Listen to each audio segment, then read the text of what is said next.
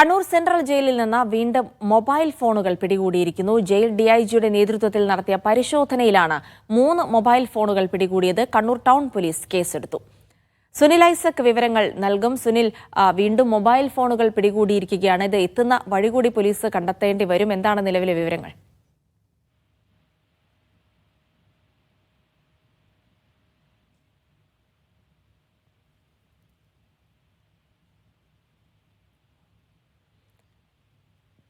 സുനിലിന്റെ telephone ബന്ധം വിച്ഛേദിക്കപ്പെട്ടെന്നാണ് തോന്നുന്നത്. Kannur central ജയിലിലാണ് വീണ്ടും പരിശോധന നടത്തിയതിൽ നിന്ന് മൊബൈൽ ഫോണുകൾ പിടികൂടിയിരിക്കുന്നത്. ജയിൽ ഡിഐജിയുടെ നേതൃത്വത്തിലാണ് ഈ ഒരു പരിശോധന നടത്തിയത്. ആ സമയത്താണ് 3 മൊബൈൽ ഫോണുകൾ പിടികൂടിയിരിക്കുന്നത്. ഇതുമായി ബന്ധപ്പെട്ട് Kannur town police case register ചെയ്യുകയും ചെയ്തു. സുനിൽ ഐസക് വിവരങ്ങൾ നൽകും. സുനിൽ, ഏത് വഴിയാണ് ഈ മൊബൈലുകൾ ജയിലിലേക്ക് ഇങ്ങനെ തുടരെ എത്തുന്നത് എന്നത് സംബന്ധിച്ച് പോലീസിന് കണ്ടുപിടിക്കേണ്ടി വരും. നിലവിൽ എന്തൊക്കെ വിവരങ്ങൾ ലഭിക്കുന്നു? ജിൽസി, കണ്ണൂർ സെൻട്രൽ ജയിലിലെ സുരക്ഷാ വീഴ്ചയുമായി ബന്ധപ്പെട്ട് വലിയ ആരോപണങ്ങളൊക്കെ ഉയർന്നതിന് പിന്നാലെയാണ് ഇപ്പോൾ എല്ലാ ആഴ്ചയിലും ജയിലിൽ ഉന്നത ഉദ്യോഗസ്ഥരുടെ നേതൃത്വത്തിൽ തന്നെ വലിയ പരിശോധന നടത്തി തുടങ്ങിയിരിക്കുന്നത്. അതിന്റെ ഭാഗമായി ഇന്നലെ നടത്തിയ പരിശോധനയിലാണ് ഇപ്പോൾ വീണ്ടും മൊബൈൽ ഫോണുകൾ കണ്ടെടുത്തിരിക്കുന്നത്.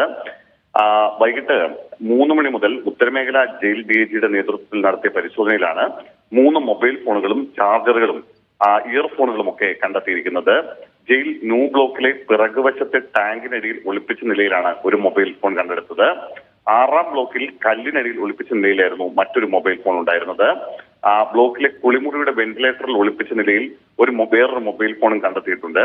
2 വീതം ചാർജറും ഇയർഫോണും കണ്ടെത്തി.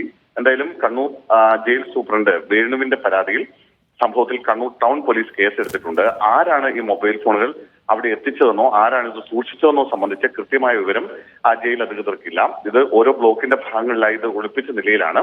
അതുകൊണ്ട് തന്നെ ഇത് ആരാണ് കൊണ്ടുവന്ന് വെച്ചതെന്ന് സംബന്ധിച്ച കൃത്യമായ ധാരണ ജയിൽ വകുപ്പിനില്ല. എന്തായാലും കണ്ണൂർ ടൗൺ പോലീസ് സംഭവത്തിൽ കേസെടുത്തിട്ടുണ്ട്.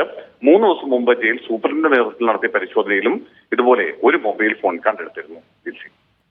ശരി സുനിൽ, തുടരുക. എന്തായാലും കണ്ണൂർ സെൻട്രൽ ജയിലിൽ സുരക്ഷാ വീഴ്ച ഉണ്ടാകുന്നു, അടിക്കടിക്ക് അത്തരം ആരോപണങ്ങൾ ഉയർന്നു വരുന്ന ഒരു സാഹചര്യത്തിലാണ് എല്ലാ ആഴ്ചയിലും ഇത്തരം പരിശോധനകൾ നടത്തുന്നത്. എന്തായാലും ആ പരിശോധനയിൽ വീണ്ടും മൊബൈൽ ഫോണുകൾ കണ്ടെടുത്തിരിക്കുന്നു എന്നുള്ള വാർത്തയുടെ വിശദാംശങ്ങളാണ് സുനിൽ നൽകിയത്.